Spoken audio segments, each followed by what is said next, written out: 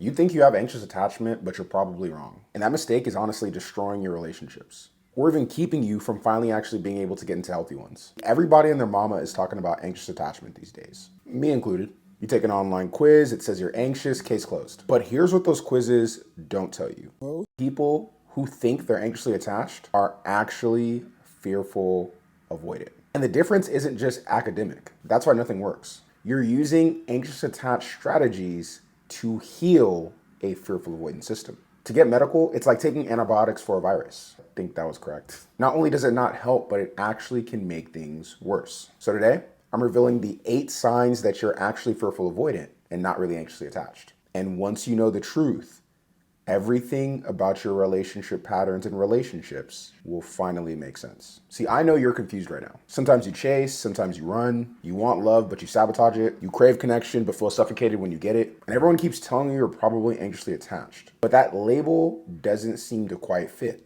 Something always kind of feels a little off. You're right to doubt that. I've studied integrated attachment theory for years and discovered something shocking. Fearful avoidant is the most misdiagnosed attachment style. And I'm about to show you exactly how to tell the difference between anxious and fearful avoidant. And these aren't just subtle distinctions. These are completely different ways of experiencing love. So let's dive into the 8 behaviors that reveal you're fearful avoidant, not anxious. See, behavior number 1 is what I like to call the abandonment vanish. See, both anxious and fearful avoidant people fear abandonment. This is true. But here's where they split completely. When an anxious person senses abandonment, they move closer. They text more, they call more, they try to see that person, they try to shorten the distance of proximity. They become extremely thirsty for that reassurance. But fearful avoidance, we do the exact opposite. The moment we sense abandonment, we disappear. We withdraw, we shut down, we go cold. It's like we abandon them before they can abandon us. And understanding this is crucial to know if you're fearful avoidant versus anxious. So let me break down the 3 characteristics of fearful avoidant abandonment response. Characteristic number 1 is the preemptive strike. When you sense your partner pulling away even slightly, you don't fight for them. You immediately start creating distance, you cancel plans, you stop texting, you become busy. And it's not conscious, it's just automatic. Your nervous system has learned that leaving first hurts less than being left. Now again, understanding these characteristics of how you perceive abandonment is a crucial part in being able to distinguish between anxious attachment and fearful avoidant attachment. Understanding which one of those you are can set you up to know exactly what to work on to stop all this relationship chaos from happening and to finally get you that healthy, deep love you desire. So characteristic number 2 of how fearful avoidants deal with abandonment is the emotional shutdown. Anxious people feel more when threatened with abandonment. Fearful avoidants shut down all feeling. It's like somebody flips a switch and suddenly you feel nothing. No sadness, no anger, just empty. This protects you from that overwhelming pain. And understanding this shutdown response is key. But even more important is this 3rd characteristic of fearful avoidance with abandonment, and that's the delete reflex. When anxious people fear abandonment, they cling to memories. They try to hold on to once was. But fearful avoidants want to delete all evidence. You block other people, you throw out their stuff. You pretend they never existed. And it's not anger, it's self-preservation. If they never existed, they can't hurt you. Just these 3 characteristics we've gone over in regards to how fearful avoidants deal with abandonment are key in knowing your true attachment style, and shows why knowing your attachment style really matters. Because if you're treating fearful avoidant patterns with anxious attachment strategies, nothing's gonna change, or you'll either make things worse. At this point, we've talked about behavior number 1, the abandonment vanish. We talked about the 3 characteristics as far as how fearful avoidants deal with abandonment. And now we find ourselves with behavior number 2, what I like to call jokingly, the commitment allergy. Anxious attached people, respectfully, crave commitment like it's oxygen. They want labels, they want promises, they want concrete future plans. But if you're fearful avoidant, you're cool with the uncertainty. You're cool with the unknown. You're cool with going with the flow and seeing what happens. Commitment almost feels sometimes like a prison sentence. The closer someone gets, the more trapped you feel. DTR conversations make you want to run. Do people still use the phrase DTR? It's not that you don't want love. You just fear what commitment may cost you. Your freedom, your identity, your escape route. So you keep one foot out the door, always. And ironically, this commitment fear leads directly into our next behavior. The next sign that can help you identify if you're someone who's anxiously attached or really fearful avoidant. When you can't fully commit, something strange happens to your emotions. This 3rd behavior, to know the difference between if you're fearful avoidant or anxiously attached, is the numbness switch. Anxiously attached people feel almost everything in their relationships. They have something called hyperattunement, which allows them to pick up little microaggressions, little microexpressions, changes in body language, changes in tones. They notice any pattern shift in the relationship. But fearful avoidance, we can go completely numb mid-relationship. One day you're feeling everything and the next day you're feeling nothing. It's almost like your partner becomes a stranger overnight. Not because they changed, but because your attachment style deactivated. Sometimes you even find yourself thinking, am I over this relationship? Are they really the one for me? I'm just bored of relationships. I get so bored easy. But really, it's your psyche's emergency brake. Ooh, that was a bar. When intimacy gets too intense, numbness protects you. But sadly, as you know, it also kills your relationships. And that emotional numbing explains the next behavior so beautifully. Because when you can shut down your feelings at will, being alone almost becomes your superpower. See, behavior number 4 that shows that you're fearful avoidant instead of anxiously attached, which is so critical to make sure you're prioritizing the correct things in your growth journey, is solitude strength. Now, Troy, what in the hell does that mean?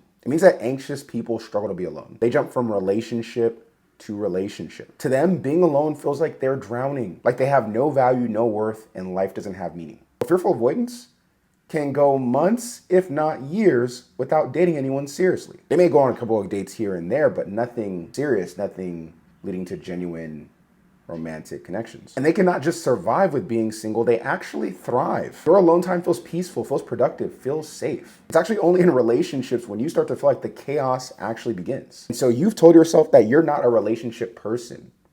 Relationships aren't for you. You'll probably always be alone. But this isn't healthy independence. It's actually avoidance dressed up as strength. But unfortunately, when you become so comfortable being alone, letting someone in becomes terrifying, which is why the 5th behavior that people with fearful avoidant attachment show, it helps to prove their fearful avoidance instead of anxiously attached, is a fortress around vulnerability. Before I get into the final 4 behaviors that distinguish if you're fearful avoidant or anxiously attached, like this video if it's been helpful so far, and make sure to subscribe to the channel for all things fearful avoidant attachment. Anxious attached people overshare from day one. They're telling you about their past history, their past exes, their life story is coming out on that first date. Vulnerability comes easy to them. Sometimes in your eyes, when you think about it, maybe a little too easy. For fearful avoidance, we guard our inner selves like a military base. Even with long-term partners, it can feel like there are walls. There are topics you don't discuss, feelings you don't share, parts of yourself that you just keep locked away. I'm telling you right now, it's not that you're a secretive person. You just learned early that vulnerability equals danger. Ironically, unfortunately, you find yourself in relationships, when you do get in relationships, with people who actually exploit your vulnerability, manipulate, and control you. Ironically, just like you fear. And so until you really understand the difference between fearful avoidant attachment and anxious attachment, and which one of those categories you fall under, you will be actually able to do the right internal work to change these internal patterns so you can stop living out self-fulfilling prophecies and finding yourself in the very things that you fear. Because right now, if you truly are fearful avoidant instead of anxiously attached, you stay surface level even in deep relationships, and it'll stay that way until you do the right internal work. Now, this next behavior might be one of the most painful to recognize if you actually are fearful avoidant. This behavior is what I like to call the enmeshment escape. Enmeshment is when we, in an unhealthy way, begin to merge with another.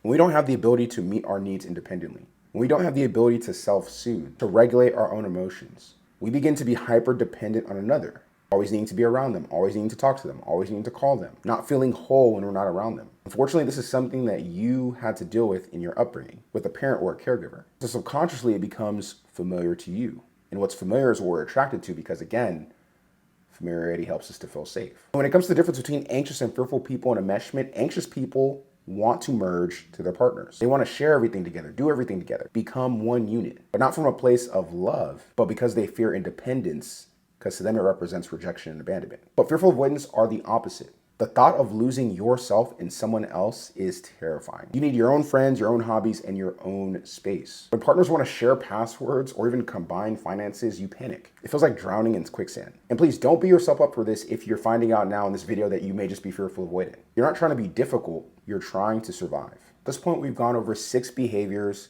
that can help you determine if you're either anxiously attached or really fearful avoidant. And those behavior points have been amazing. These final 2 are really gonna have the light bulb go off inside of your head. Because this 7th pattern explains why a lot of people think fearful avoidance even play games in the first place. See, this 7th behavior is what I like to call the paradox. When someone's clingy, you run. When someone's distant, you chase. It's almost like nobody is ever just right. See, anxious people are always consistently chasing partners, at least chasing the people they want. But fearful avoidance, ping pong based off of what they're given. Meaning that when you're given too much love from a partner, you deactivate. When you're given too little love, all of a sudden you activate anxiously. And again, you're not trying to be difficult. Your attachment style is just broken in both directions. So unfortunately, you end up pushing away the healthy ones because they don't feel familiar. And again, what's familiar to us feels safe. But unfortunately, you then find yourself chasing the toxic ones, the ones who reflect chaos, reflect hot and cold behavior, that either are way too controlling because they fear abandonment or way too cold because they themselves have way more avoidance than you. Which brings us to our 8th and final most telling sign. The one that'll probably help you confirm once and for all if you're actually fearful avoidant or anxiously attached. The 8th behavior difference between a fearful avoidant and anxiously attached person is your chaos compass.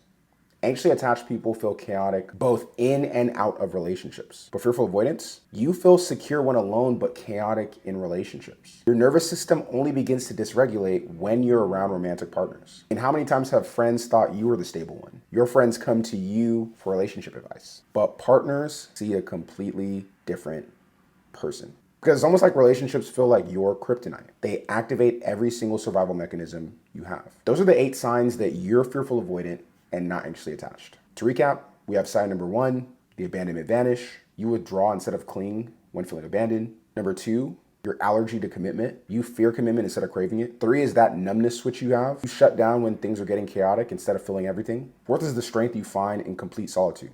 You thrive alone instead of needing constant connection. 5 is the vulnerability fortress. You can't open up versus oversharing. 6 is the enmeshment escape. You fear losing yourself versus wanting to merge. 7 is the paradox. Basically, partners are always either too much or too little. And finally is that chaos compass. You're only chaotic in relationships. I know this might be hard to hear. As somebody who was very so much fearful avoidant, if you hadn't heard a little bit of my story, check out my video about how I went from fearful avoidant to secure. That's just the point. When you know the right things to work on, you can actually yourself go from fearful avoidant to secure as well. But it starts with you having proper understanding, because you can't heal what you don't acknowledge. And fearful avoidant growth requires completely different strategies than healing anxious attachment. Hopefully your patterns will finally start to make sense now, because ultimately we all deserve love. Christ made you wonderfully and fearfully made, and so you are deserving of true, real relationships, healthy ones. And if a relationship with Christ is something you've never thought about, consider that as well too. Because whether you're fearful avoidant, dismissive avoidant, anxiously attached, or secure, that's someone who will never leave you or forsake you. Comment below how many of these signs you recognize. Check out my video on how I went from fearful avoidant to secure attachment. I want to be clear, it's not that anxious attachment advice